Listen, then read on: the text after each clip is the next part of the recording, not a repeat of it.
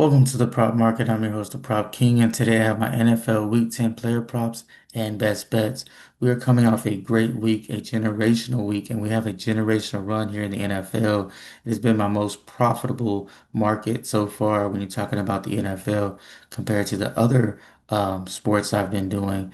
We have done great this year. I'll get to my stats here in a second, but last week we went 5-1. Tua cash is over. Dart cash is under. Rodgers cash is under. Patrick Mahomes cashes under, and then Caleb Williams cashed his over. The only loss we had was Derrick Henry under his fantasy. We had him over his fantasy score. He ended up not getting there for us, but we've had a great run in the NFL. If you have got in on these picks, then go ahead and hit the like button if you cashed out last week. Also leave a comment that helps the algorithm. And if you're not already subscribed, please don't wait any longer. It is absolutely free to hit that subscribe button and I'm not charging you for fit per picks, so that's how you can show your love. Three things you always get here in the prop market. Number one, full transparency, as you'll see here in a second. Number two, always I'm giving you information that you have not heard or seen before. And then number three, every pick that I make, I bet myself. I literally put my money where my mouth is. And that's why I built a money tree last week from these picks. Let's go ahead and get started, but first we're going to talk about our stats. Over our goals here, 13 of 5, 72% on our best bets, and then NFL props, we're at 52 of 31, 63%. So we've been absolutely doing, like I said, a generational run here. Hopefully we continue to build this money tree here in the prop market. First pick is going to be a third on the Thursday night football game. We got Geno Smith, average passing yards 212, projected 220. Positive game script for him. And what I mean by positive game script is he's a 9-point underdog going into this game, playing against a team that is good versus the run. They do stop the run a lot. And it's not going to matter because they're not going to be able to run the ball because I think they're going to be behind, and playing from behind is good for more passes. They're also playing a good run defense, which is going to force more passes, especially on first down. Denver does a really good job of stopping teams from running on first down, which usually requires two straight passing downs. The Raiders defense is really bad. They've allowed 30 plus points in the last two games. So he's going to be in a shootout if he wants to stay in the game. But the Broncos are missing their starting corner, probably the best corner in the NFL, Patrick Surtain. Also, Riley Moss is probably going to be out. And Geno Smith is averaging 30 passing attempts a game. So he's getting them up. So let's go and go over 212 passing yards for Geno Smith. Next, we're going to go with Jackson Dart of the Giants. Pass plus rush yards 235, projected pass plus rush yards 233. The math doesn't add up here. He's at 216 passing yards plus 39 rushing yards. That's on Prize Picks. 216 plus 39 equals 256. His line is at 265. Once again, the math is not mathing. So we are getting a 9-point discount from Prize Picks based on their own projections. 2 weeks in a row, he's cash for us, starting to become a cash cow for us, and I absolutely love it. I think his number is increasingly high uh, compared to what he's capable of. I'm not saying he's not going to be a good quarterback. I just don't think he is what they think he is. But luckily, he keeps getting close to the number, is why his number hasn't plummeted and went down.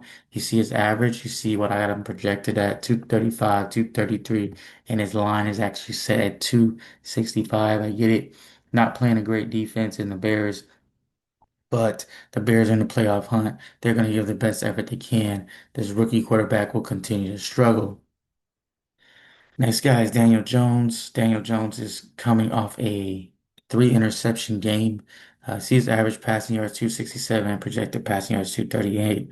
But he's coming off a three interception game. We know Daniel Jones has had a history of turnovers, especially interceptions. So maybe he's starting to see ghosts out there, and he couldn't be at the worst at any worse time. He's facing a Falcons defense that's number one versus the pass in the NFL. So they're number one versus the pass and the fifth overall defense. They really rush the passer. And he's also playing an international game. I have not seen one game yet played overseas in international territory that has been a exciting up and down game. I'm not sure if it's the weather, I'm not sure if it's the playing field, the stadium, or possibly the travel, but it's never a high scoring game, and it's never an up and down game when we're talking about playing overseas. So I don't think it's going to be any different in this game. Give me the under 246 passing yards for Daniel Jones. Next guy is Quinshon Judkins. I bet him over the lot maybe 4 weeks ago, 3 weeks ago. But this time he's facing a Jets defense that's ranked 26, but I think they have some pride. Also, I think they're going to stack the box, eight-man box, going to force Dylan Gabriel to beat them, which is not a bad strategy. They only had 9 carries in the last game, and that was due to them losing and getting blown out, which I see something similar happening here. I think the Jets win this game going away. I think they control the ball as well, so not a lot of possessions. And then the Browns are going to be behind, forced to throw the ball, not give it to Junkins. He's only cleared this number 2 out of 7 games. So he's been under this number a lot. I think it's a little too high. Give me the over 85 rushing yards, 85.5 rushing yards for Quinshon Judkins. Next guy is Trevor Lawrence of the Jags, 230 passing yards, 225 is his projection over this line in his last 4 games. So Trevor Lawrence has been very effective of late, coming into his own, some really good weapons, Travis Hunter, Brian Robinson, he's got some decent tight ends as well. Um, I like him here in the versus the Texans.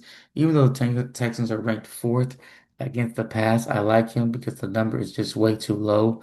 Also, Mills, I don't see him making mistakes. I see them a lot of three and outs, punting the ball, giving Trevor Lawrence a long field, which is good when you're talking about passing yards. It all kind of works in our favor.